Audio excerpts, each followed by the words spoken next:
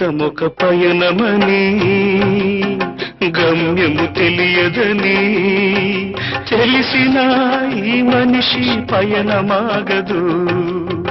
జననం ధర్మమని మరణం కర్మమని తెలిసిన జనన మరణ చక్రమాగదు. మరణం తథ్యమని ఏ జీవికి తప్పదని తెలిసినా ఈ మనిషి తపనాగదు.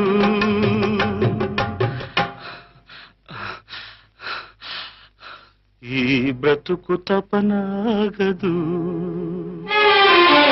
ఆగదు ఏ నిమిషము నీ కోసము, ఆగితే సాగదు ఈ లోకము.